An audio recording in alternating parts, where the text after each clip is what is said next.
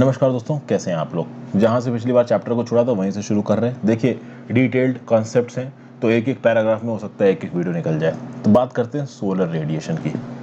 देखिए, अर्थ की सर्विस को ज़्यादातर जो एनर्जी मिलती है वो शॉर्ट वेवलेंथ से मिलती है। मैंने आपको पिछली वीडियो में बहुत ढंग से वेव बना के आपका एम्पलीट्यूड और वेवलेंथ दिखा के ये समझाया था कि भाई सन की तरफ से जो वेव अर्थ की तरफ आती है वो होती है शॉर्ट वेव, और शॉर्ट वेव्स की एनर्जी और फ्रीक्वेंसी ज़्यादा होती है, इसलिए उनको रास्ते के पार्टिकल्स ज़्यादा रोक नहीं पाएंगे। जो रास्ते की गैसेस होंगी वो ज़्यादा रोक नहीं पाएंगी। बट इसका मतलब ये नहीं है कि बिल्कुल नहीं रोकेंगी। ऐसा नहीं है कि सन से जो सीधी शॉर्ट वेव्स आ रही है उनको कोई एब्जॉर्ब कर ही नहीं रहा है, उनके ऊपर कोई एक्टिविटी हो ही नहीं रही है। एक्टिविटी हो रही है, कंपैरेटिवली कम हो रही है।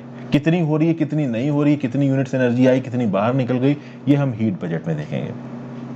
ठीक है, बहरहाल आपको ये पता है कि भाई शॉर्ट वेवलेंथ्स में अर्थ की सरफेस पे सन से एनर्जी आती है। ये जो एनर्जी आती है, ये जो इनकमिंग सोलर रेडिएशन है, इसको आप क्या बोलते हो? इसको आप बोलते हो इंसोलेशन। अक्सर कर आपने देखा होगा कि हम लोग इस तरीके के शब्द को इस्तेमाल करते हैं कि इक्वेटोरियल इलाकों में, ट्रॉपिकल इलाकों में इंसोलेशन ज़्यादा होता है, पोलर और टेम्परेट इलाकों में कंपेरेटिवली इंसोलेशन कम होता है। अब अगर अर्थ की बात की जाए तो अर्थ एक जॉइड है। जॉइड मतलब प्रॉपर स्फीयर नहीं, इस प्रकार से, मतलब ये दोनों अपोजिट एंड्स थोड़े पतले हैं, ये दोनों अपोजिट एंड्स थोड़े मोटे हैं, और यहाँ पे आपका इक्वेटर है, इधर आप नॉर्थ पोल मान लो और इधर आप साउथ पोल मान लो। तो कुछ इस प्रकार का है हमारा अर्थ। अब क्या है, the sun rays fall obliquely at the top of the atmosphere and the earth intercepts a very small portion on the sun's energy. On an average the earth receives 1.94 calorie per square centimetre per minute at the top of the atmosphere. ध्यान से समझिए क्या बोल रहा है। देखिए, अर्थ एक जॉइड है, तो अब इस जॉइड के चारों तरफ जो एटमॉस्फेयर होगा वो एटमॉस्फेयर भी बहुत हद तक वेरी कर रहा है। हमने देखा है कि ट्रोपोस्फेयर की जो हाइट होती है अलग अलग जगहों पे अलग अलग होती है। स्ट्रेटोस्फेयर भी अलग अलग जगहों से अलग अलग तक कह सकते हो वेरी करता है। कोई एक फिक्स आप सेट नहीं है कि कोई फिक्स आउटर लिमिट नहीं है एटमॉस्फेयर की, एक रेंज है, फिक्स लिमिट नहीं है। तो अब कुल मिला के हमारे अर्थ के ऊपर जो एटमॉस्फेयर है वो एटमॉस्फेयर भी स्फीयर के फॉर्म में नहीं है।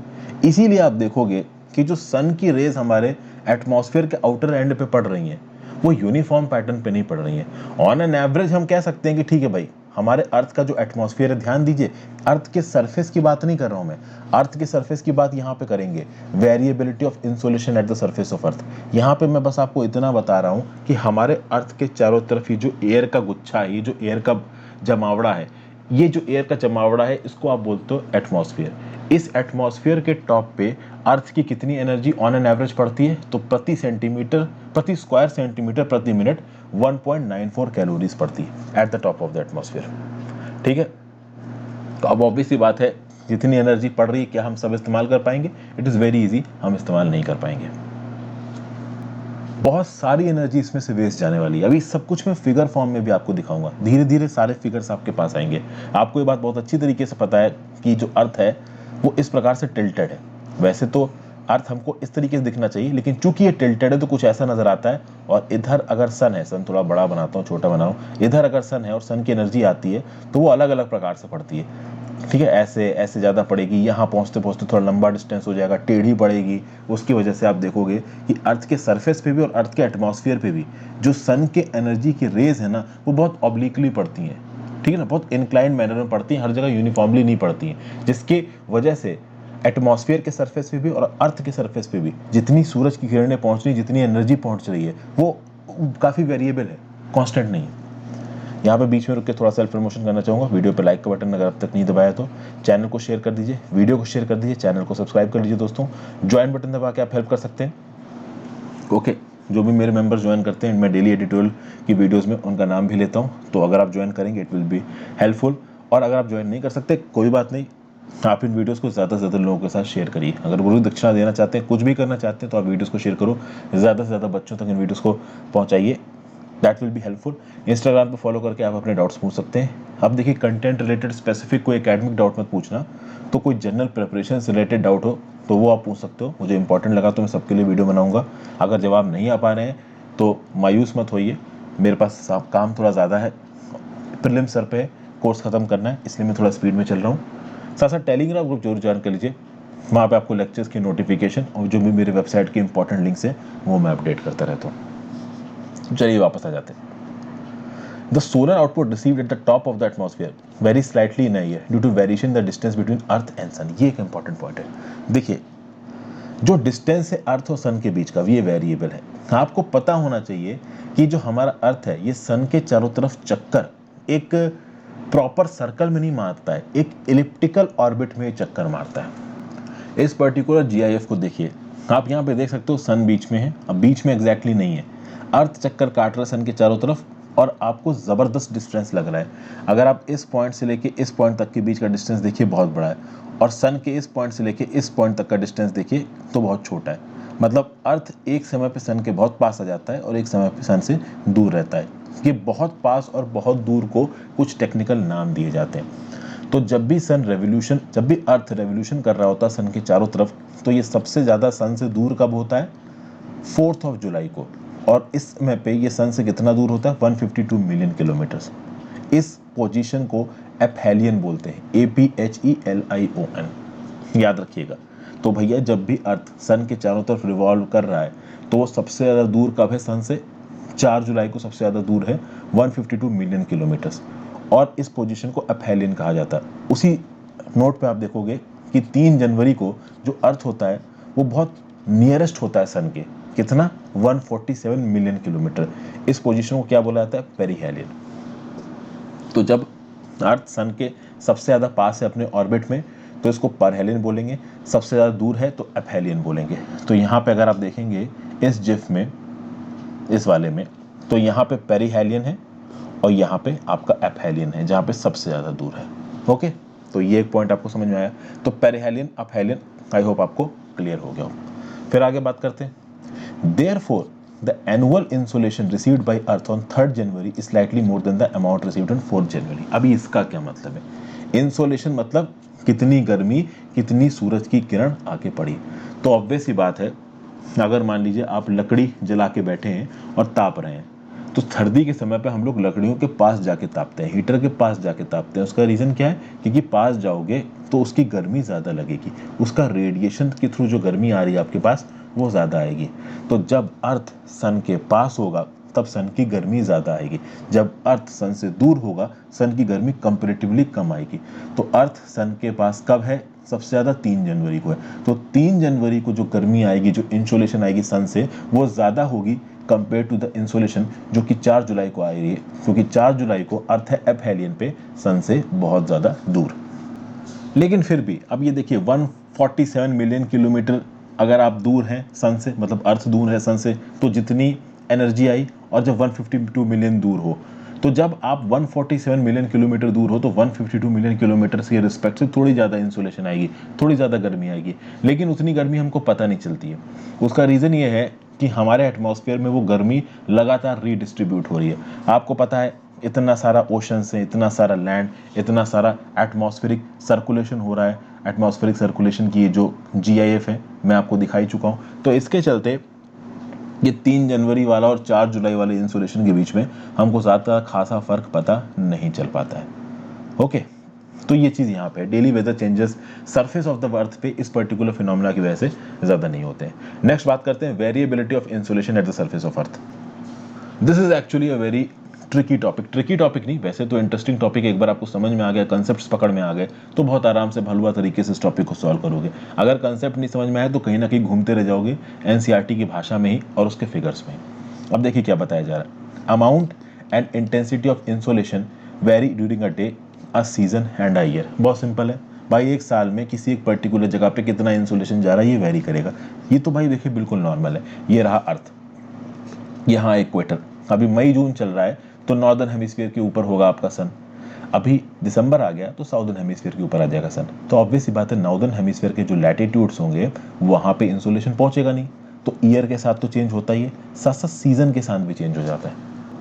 इस पर्टिकुलर GIF को देखिए, आपको यहाँ पे पता चल रहा है कि जैसे जैसे ये जो अर्थ है वो सन के चारों तरफ रिवॉल्व कर रहा है, इक्विनॉक्स, समर सोल्स्टिस, आपका देखिए फॉल आया, स्प्रिंग आया, विंटर आया, समर आया। Summer solstice, winter solstice, fall और स्प्रिंग, ये सब मैं पहले NCERT लोअर क्लासेस के NCERT में पढ़ा चुका हूँ। तो इन बदलते सीजन्स के साथ भी अलग अलग जगहों पे अलग अलग अमाउंट ऑफ इंसोलेशन पड़ता है, अलग अलग अमाउंट ऑफ गर्मी पहुंचती है। उसी प्रकार से एक दिन में भी अलग अलग अमाउंट ऑफ एनर्जी पहुंचती है। जैसे कि फॉर एग्जांपल अब आपको पता है अर्थ रोटेशन करता है, तो अर्थ के रोटेशन के साथ भी जो एनर्जी है वो भी तो बदल रही है ना भाई। अगर यहाँ पे आप एक जीएफ देखो,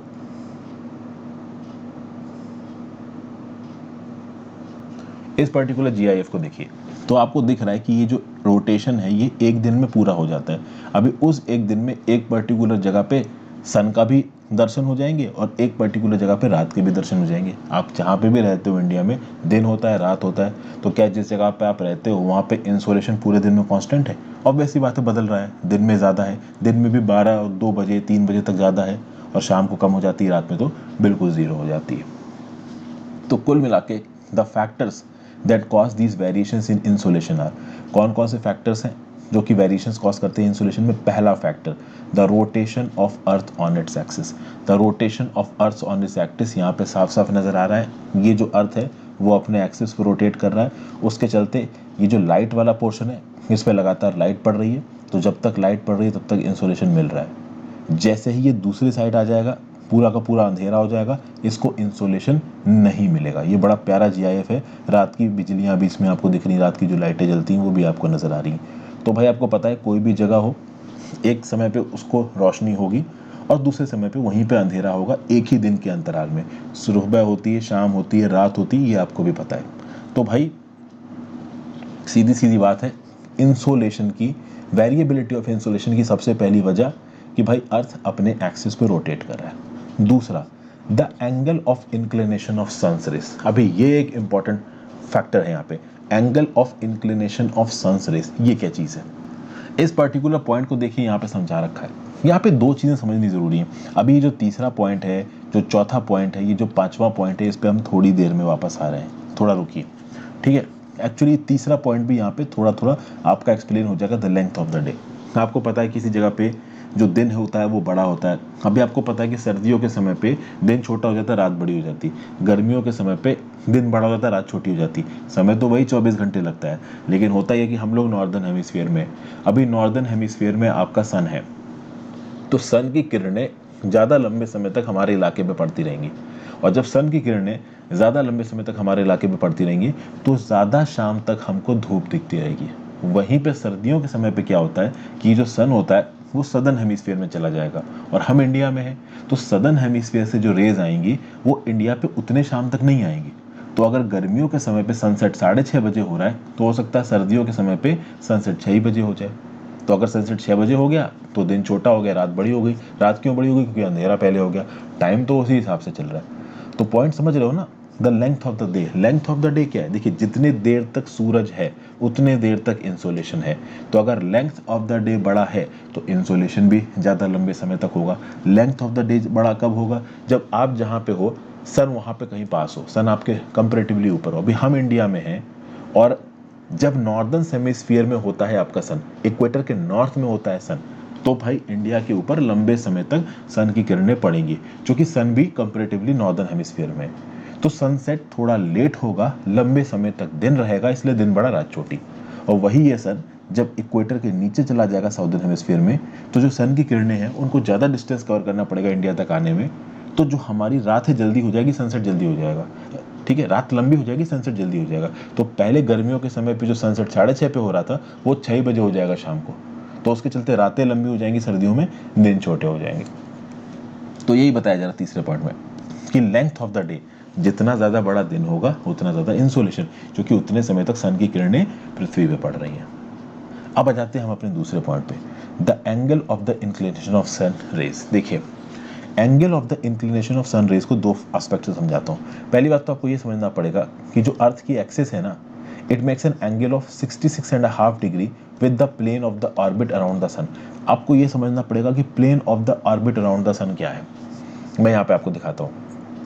ये आपका सन है, ओके, और इस सन के चारों तरफ ये जो अर्थ है ये घूम रहा है, टिल्टेड है, ओके, घूम रहा है। अभी जब ये घूम रहा है तो सन ऑफ द ऑर्बिट क्या है? ऑर्बिट ऐसे चल रहा है। अब यहाँ पे तो आपको क्लियर नहीं नजर आ रहा है क्योंकि ये 2D है, लेकिन ओवरऑल अगर सन का ऑर्बिट पकड़ो तो सन का ऑर्बिट ये हो जाएगा। तो जो ऑर्बिटल प्लेन है वो कुछ इस तरीके का निकल के आएगा। एक फिगर के थ्रू दिखाने की कोशिश करता हूँ। इसी ऑर्बिटल प्लेन को एक्चुअली में एक्लिप्टिक प्लेन भी बोलते हैं। अब आप देखिए, ये जो अर्थ है ये ऐसे घूम रहा है सन के चारों तरफ। अभी सन के चारों तरफ घूम रहा है तो सन के कौन से प्लेन के पैरेलल घूम रहा है? ये जो नीले रंग की लाइन आपको सन के चारों तरफ दिख रही है ना, तो ये जो नीले रंग की लाइन है सन के चारों तरफ, इसके ही पैरेलल तो ये ऑर्बिट है हमारे सन का। तो बेसिकली यही हो गया आपका ऑर्बिटल प्लेन, जिसको आप एक्लिप्टिक प्लेन भी बोलते हो। तो यही बताया जा रहा है कि जो हमारा अर्थ है ना, that is at an angle of 66.5 degree with the plane of orbit around the sun.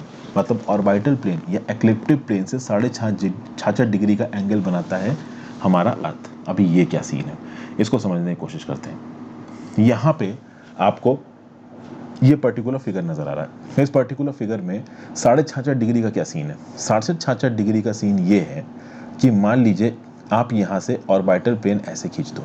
This is basically orbital plane. अभी मैंने आपको बताया क्योंकि इसी तरीके से सन के चारों तरफ घूम रहा है। तो अब इस ऑर्बिटल प्लेन में अगर अर्थ की एक्सिस देखें तो कौन सी है? ये वाली है अर्थ की एक्सिस। तो ये अर्थ की एक्सिस ऑर्बिटल प्लेन के साथ 66.5 डिग्री का एंगल बना रही है। तो ये 66.5 डिग्री अगर आपको समझ में ना आ रहा हो तो ये मैंने आपको बता दिया। ओके, और अगर अर्थ सीधा होता, अगर मान लीजिए अर्थ सीधा होता, ओके, तो कुछ ऐसा होता, लेकिन ये सीधा नहीं है, टेढ़ा है ऐसा। तो 22.5 डिग्री टिल्टेड है, सॉरी 23.5 डिग्री टिल्टेड है। तो वो जो 23.5 डिग्री का टिल्ट है ना, वो ये है 23.5 डिग्री। Got it? ये दोनों चीज़ें बहुत इंपॉर्टेंट हैं। सबसे पहले आपको समझ में आया ऑर्बिटल प्लेन, एक्लिप्टिक प्लेन क्या होता है। आई होप आपको समझ में आ गया। और एक्लिप्टिक प्लेन किसके रिस्पेक्ट में? ऑर्बिटल प्लेन के रिस्पेक्ट में। ओके, मतलब एक्लिप्टिक ऑर्बिटल प्लेन से ही जो अर्थ की एक्सिस है, टिल्टेड एक्सिस, वो 66.5 डिग्री का एंगल बनाती है, ये दिखा दिया। टिल्ट कितना है? 23.5 डिग्री का। तो वो टिल्ट किसके हिसाब से होगा? तो अगर अर्थ टिल्टेड ना होता तो सीधा होता और अर्थ की एक्सिस ऐसे होती। चूंकि ये थोड़ा सा इस तरफ की तरफ टिल्टेड है तो 23.5 डिग्री टिल्टेड है, तो इससे 23.5 डिग्री। तो नई एक्सिस ये वाली एक्सिस ना होगी, ये वाली हो गई। Got it? तो अब ये 66.5 डिग्री का टिल्ट आपको समझ में आ गया। अब चूंकि ये 66.5 डिग्री का टिल्ट है, उसके चलते जो भाई रेज आएंगी सन की, वो अलग तरीके से आएंगी। अब अगर आप इस पर्टिकुलर फिगर को देखो तो सन रेज ऐसे आ रही हैं, लेकिन एक्चुअली में जो अर्थ है वो टिल्टेड है। टिल्ट होने की वजह से इक्वल डिस्ट्रीब्यूशन नहीं होगा सन रेज का। मान लीजिए ऐसे होता है आपका इस समय पे अर्थ, और इसकी एक्सेस ऐसे होती। उस समय पे सन की रेज अगर सीधे आती तो सीधे स्ट्राइक करती। अब ये सीधे स्ट्राइक को आप इस स्ट्राइक से कंपेयर कर लीजिए। यहाँ से सन रेज आ रही हैं और वो टेढ़ा स्ट्राइक कर रही हैं, और स्ट्राइक करने का एंगल दिख रहा है आपको। ट्रॉपिक ऑफ कैंसर पे स्ट्राइक किया 90 डिग्री, इक्वेटर पे स्ट्राइक किया 66.5 डिग्री, इस पे आपका 66.5 डिग्री पे स्ट्राइक किया, 66.5 डिग्री लैटिट्यूड बोल रहा हूँ, इस पे स्ट्राइक किया तो 47 डिग्री। नॉर्थ पोल पे स्ट्राइक किया 23.5 डिग्री। अब आप बोलोगे सर ये क्या बता रहे हो, स्ट्राइक किया? स्ट्राइक इन द सेंस कि देखिए यहाँ पे ये जो 23.5 डिग्री, 47 डिग्री, 90 डिग्री, 66.5 डिग्री, ये जो आपको दिख रहा है, ये 66.5 डिग्री ऐसे दिख रहा है। अगर इस तरफ पे देखोगे तो बड़ा हो जाएगा, 180 डिग्री से माइनस कर दो। कुल मिला के मैं आपको क्या बताने की कोशिश कर रहा हूँ? मैं आपको बताने की कोशिश ये कर रहा हूँ, और पहले आप इसकी थ्योरी को पढ़ो, आपको समझ में आ जाएगा थ्योरी। 10 देखिए क्या लिखा हुआ। The fact that the Earth axis makes an angle of 66.5 degree with the plane of its orbit round the sun has a greater influence on the amount of insolation received at different latitudes. उसका अगला point सबसे ज़्यादा जरूरी है। The second factor that determines the amount of insolation received is the angle of the inclination of the rays. ये वही angle है 23.5 degree, 47 degree. This depends on the latitude of the place. The higher the latitude, the less is the angle. आप समझिए, अगर आप equator का देखोगे angle तो कितना बैठ रहा है आपका, इस तरफ वाला एंगल देखोगे तो 180 डिग्री में से 66.5 डिग्री माइनस कर दो तो लगभग कितना बैठेगा, 113 डिग्री के लगभग।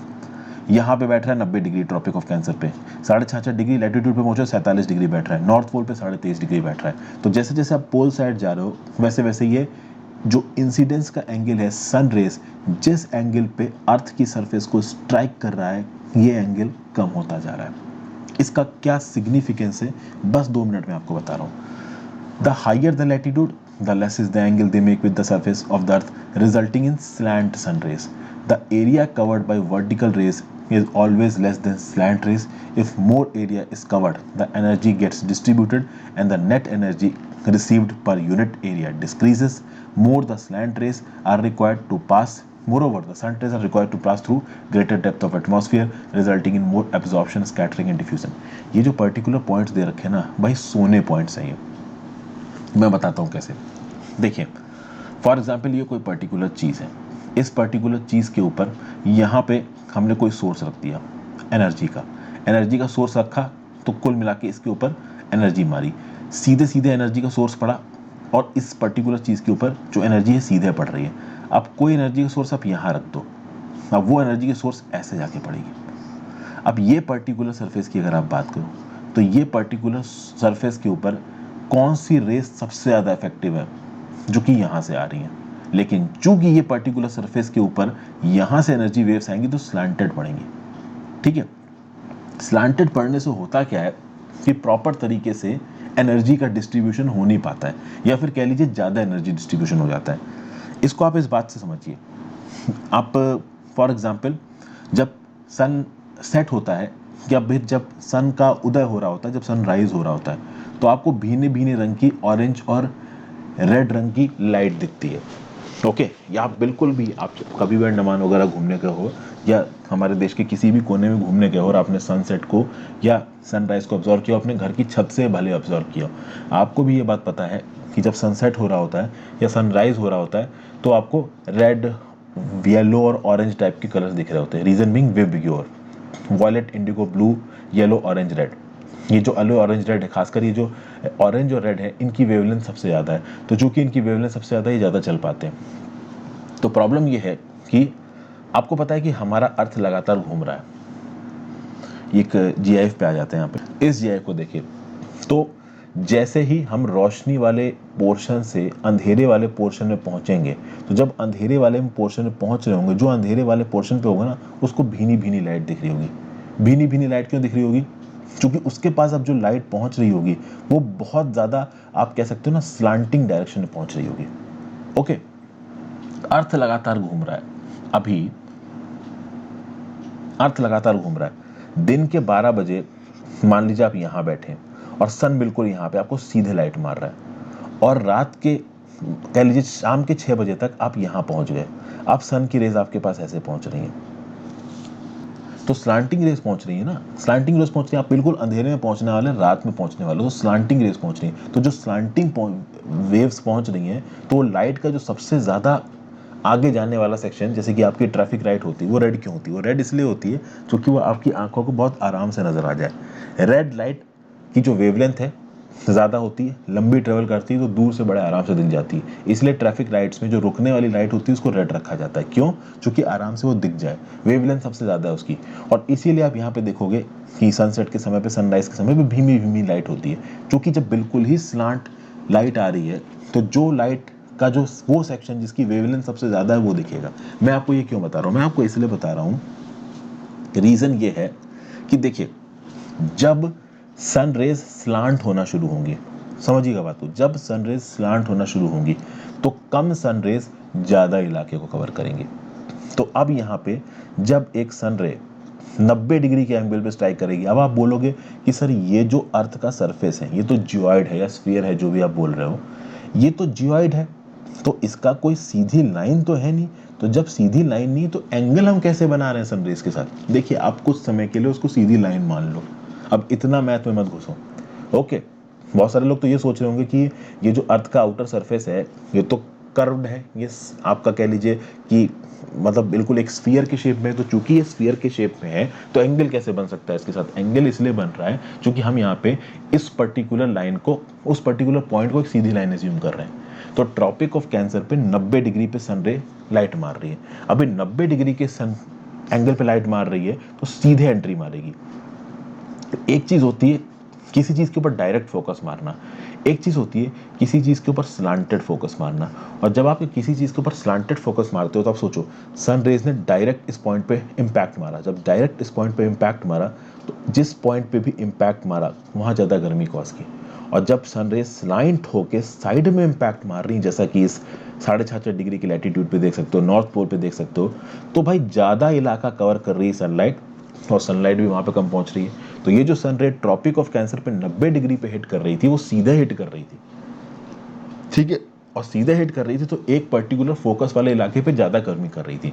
और वही सन रे जब 47 डिग्री के एंगल पे 66.5 डिग्री लैटिट्यूड को मार रही है और 23.5 डिग्री के एंगल पे नॉर्थ पोल को मार रही है, तो एक तो इलाका भरा कवर कर रही है, ऊपर से वहाँ पे सन रेट बहुत ज़्यादा लंबा डिस्टेंस करके पहुँच रही है, स्लांटिक हालत में पहुँच रही है, तो एक तो वैसे ही वो सनलाइट और एनर्जी कम लेके जाएगी, उसके ऊपर से भी एक बड़ा इलाका कवर करेगी चूँकि स्लांटेड वे में यहाँ पे सीधी एक पे सीधी लाइट पड़ रही है, एक पे स्लांटेड लाइट पड़ रही है। तो स्लांटेड लाइट की सीधी लाइट से पहली बात इंटेंसिटी कम है, सीधी लाइट छोटा इलाका कवर कर रही है, स्लांटेड लाइट ज़्यादा इलाका कर रही है। इसीलिए ऑब्वियस सी बात है, जैसे जैसे आप लैटिट्यूड बढ़ाते जाओगे, पोल्स की तरफ बढ़ते जाओगे, वैसे वैसे जो एंगल है आपका, जो सन की रे अर्थ की सरफेस के साथ बना रही है, वो एंगल कम होता जाएगा और सन की रे का इम्पैक्ट भी कम होता जाएगा। उसके साथ एक और फैक्टर यहाँ पे प्ले करता है।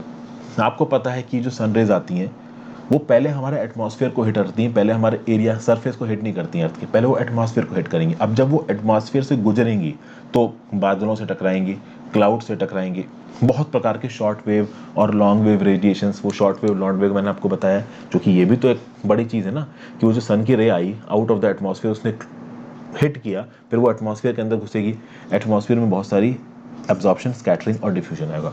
अब चूंकि एब्जॉर्प्शन, स्कैटरिंग और डिफ्यूजन होगा, तो जो लाइट सीधे सीधे 90 डिग्री पे मार रही थी फोकस, वो एब्जॉर्प्शन, स्कैटरिंग और डिफ्यूजन को थोड़ा ज़्यादा टैकल कर लेगा। और वो लाइट जो कि पोल तक जा रही है, स्लांट तरीके से एक बड़ा इलाका कवर कर रही है और उसके बाद एटमॉस्फेयर में भी एब्जॉर्प्शन, स्कैटरिंग और डिफ्यूजन को झेल रही है, वो ज़्यादा बड़ा इम्पैक्ट नहीं कर पाएगी। इसीलिए आप देखोगे जो पोलर इलाके होते हैं वहाँ पे बहुत ज़्यादा हीट नहीं पहुँच पाती है, क्योंकि जो सन पहुँच रहा होता है वो स्लांटिंग वे में पहुँच रहा होता है। तो चूंकि वो स्लांटिंग वे में पहुँच रहा होता है तो उसकी कम एनर्जी वहाँ पहुँच रही होती है, सन रे की इंटेंसिटी कम हो जाती है, ऊपर से बड़ा इलाका कवर कर रहा है, ऊपर से भी वो जो सन रे एटमॉस्फेयर में घुसेगी तो एटमॉस्फेयर में अब्जॉर्ब होगी, स्कैटर होगी, डिफ्यूज होगी, तो अर्थ की सरफेस तक पहुँचते पहुँचते इसकी इंटेंसिटी काफ़ी कम हो जाएगी। ठीक है, तो ये बात मैंने आपको यहाँ पे बताई। अभी 2 पॉइंट्स और बचे हैं। मैंने लेंथ ऑफ द डे आपको समझाया, angle of inclination of the sun ray समझाया, और आपको समझाया है rotation of the earth axis. अभी ट्रांसपेरेंसी ऑफ द एटमॉस्फेयर और the configuration of land in terms of its aspects, ये 2 पॉइंट्स अभी भी समझाने आपको बाकी हैं। तो इन दोनों पॉइंट्स को अभी मैं थोड़ी देर में आपको, मतलब अगली वीडियो में आपको समझाता हूँ। अभी के लिए मैं इस वीडियो को खत्म करता हूँ, थोड़ी लंबी हो गई है, बट आई होप आपको यूजफुल लगी हो video. Thank you for watching friends. ज़्यादा से ज़्यादा लोगों से इस वीडियो को शेयर करिएगा, क्योंकि मेहनत ज़्यादा लगती है इस प्रकार की वीडियोज़ को बनाने में, इसलिए मैं बार बार कहता हूँ कि आप वीडियोज़ को ज़्यादा से ज़्यादा लोगों के साथ शेयर करें। प्रीलिम्स आ रहा है, मैं डेफिनेटली ज्योग्राफी पूरी करूँगा आपके साथ, NCERT 6 से 12th ऐसी बनाऊँगा कि आपको कहीं और किसी सोर्स से जाने की जरूरत नहीं पड़ेगी। Thank you so much for watching friends, have a great day, good bye.